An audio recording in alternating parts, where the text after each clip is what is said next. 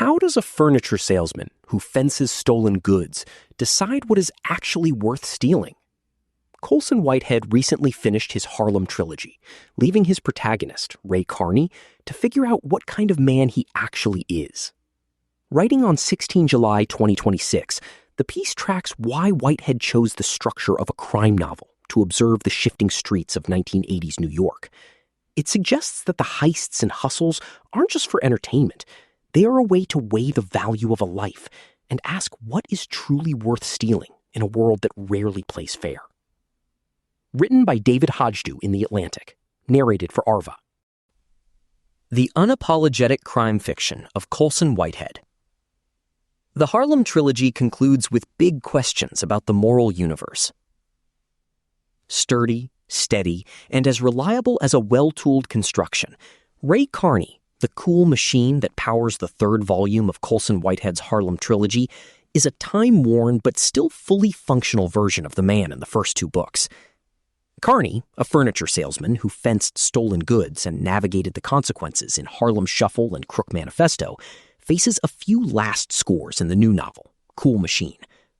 Although Whitehead is good at literalizing metaphors, as he did in The Underground Railroad, which won the first of his 2 Pulitzer Prizes, Carney is, of course, a machine only in the figurative sense. In reality, or in the fictive realm that Cool Machine occupies with palpably true-to-life resonance, he is a crook in his fragile, aging bones. It was in the man's blood to be a cool machine. Ruthless and cunning, thinks Uncle Rich, a totemic elder of the black underworld who lords with quasi-godly authority over the serio-comic goings-on of the second and third books. Uncle Rich maps out the setups and oversees the jobs.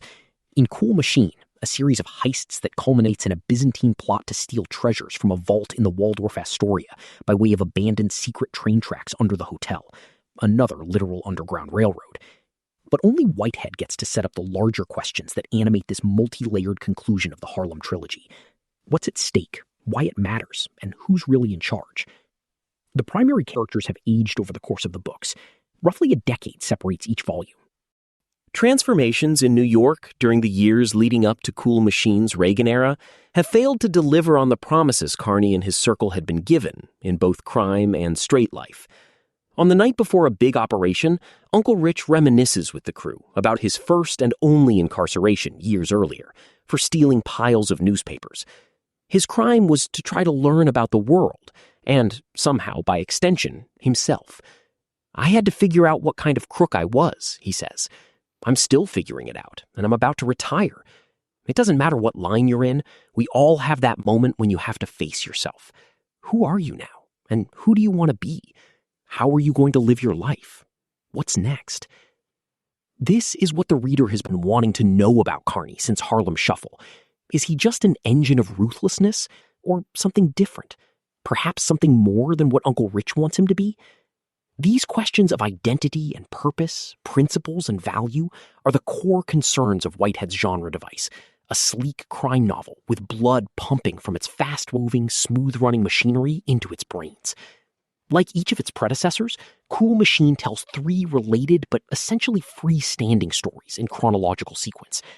The first, City at Night, 1981, finds Carney and his Harlem furniture store reborn after the devastation of an arsonist's fire at the end of Crook Manifesto.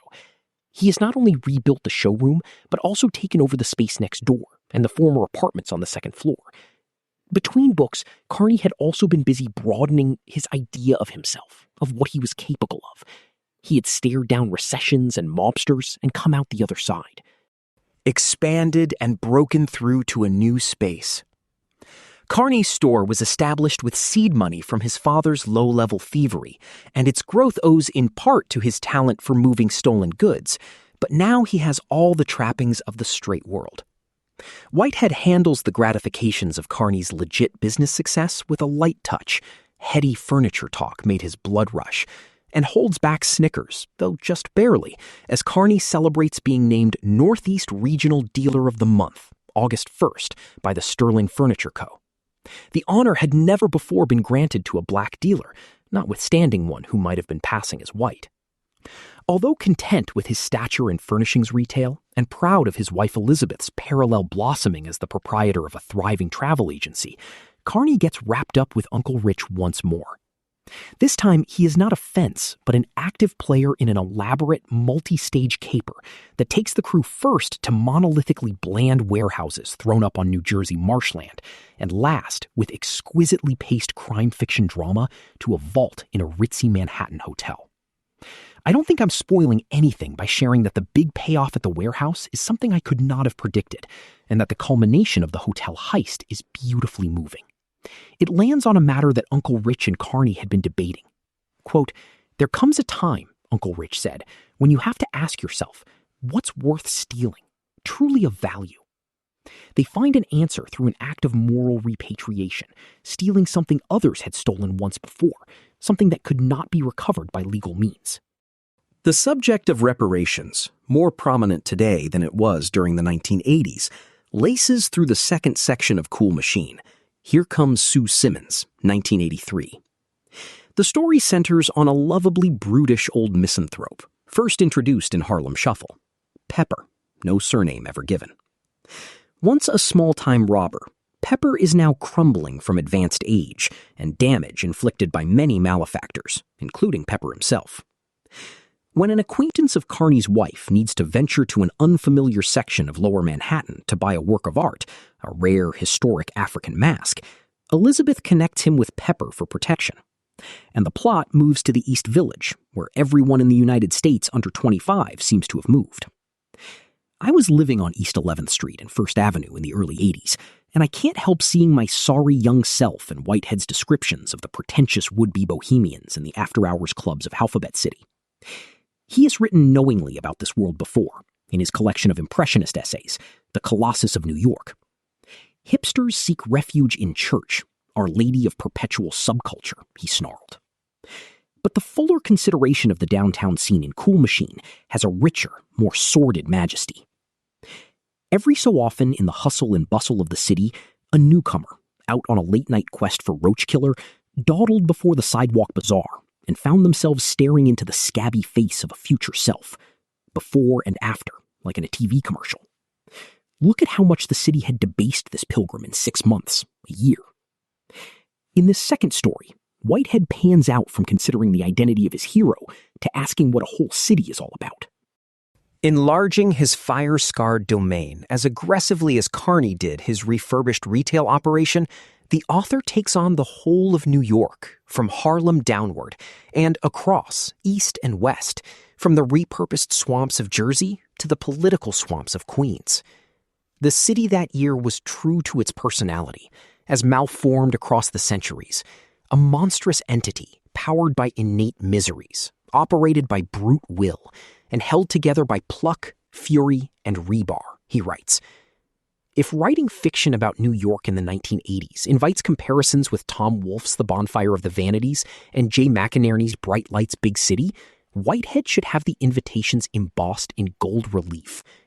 Cool Machine is definitive, not only for its sweep, but also for the rightness, the evocative precision of the details that fill its paragraphs, like the mystery mix inside the skin of a Gray's papaya hot dog. Whitehead conjures New York with the deeply experienced intelligence and acuity of Claude McKay in his exultant, puritesque novels of black life in the early 20th century. James Joyce's Dublin is another parallel, not least for the elusive poetry in Whitehead's language, which makes understanding all of the references a treat, but not a prerequisite. It's fun to pick up on the many details Whitehead employs casually, with no self-congratulation. H&H Bagels used to be the best in New York. Fowwood, that was a dicey, run-down discount clothing store on Broadway around 96th Street. I went in once, and a salesman hit me up for a payoff before I had a shirt in my hands. Whitehead mentions the place in passing, with no explanation, and the sheer weirdness of the name, processed with our knowledge that it must mean something weird, is all we need. In the third section, No Radio, 1986, a character from Crook Manifesto reappears, or fails to. Robert, the son of a more like a brother cousin of Carney's, disappears, and Carney sets out to find him, navigating the dual underworlds of Harlem crime and Queens politics. This detective story setup feels something like an homage to Walter Mosley and his famous black gumshoe, Easy Rawlins, a veteran of the missing persons business in Los Angeles. In the climax of this final story, Carney finds himself challenged to combine his expertise in the criminal mind and his expert salesmanship.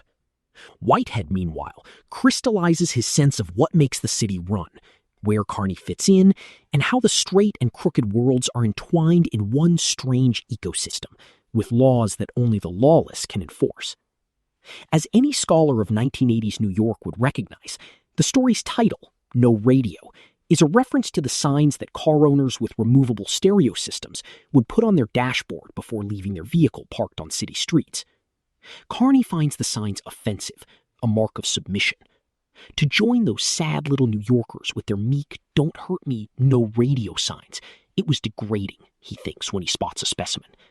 No Radio said, you can't steal from me because I have nothing left. Pepper, noticing another such sign just a few pages later, objects that they disrupt the moral order of criminality. He shook his head, affronted by this attempt by the prey to communicate with the predator. It was best to be content with one's place in the universe. To do otherwise invited imbalance.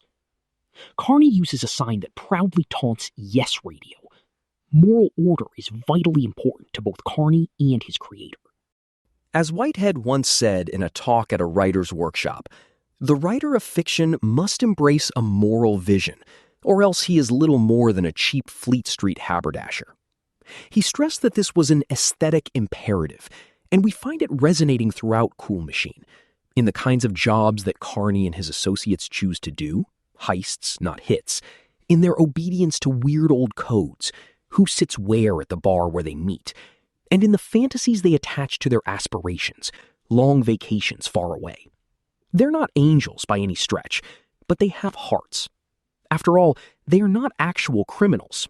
They're just imaginary. They do crime, but they're fiction. Whitehead has a reputation for hopping among genres, zombie horror, media satire, historical fantasy, with a flair for entertainment value. But in its subject matter, form, and style, the Harlem Trilogy is crime fiction without apology, and little interest in irony or distancing effects. It's not a cheeky parody of crime fiction, or piercing commentary on crime fiction. It's crime fiction, propelled by narrative, populated by colorful but believable characters larger enough than life to fit into life, if only life were larger, and written in tight, muscular prose, designed to entertain and, in the process of entertaining, provoke for the sake of a moral imperative. Whitehead could put a sign on the covers. Yes, crime fiction. When you buy a book using a link on this page, we receive a commission. Thank you for supporting The Atlantic.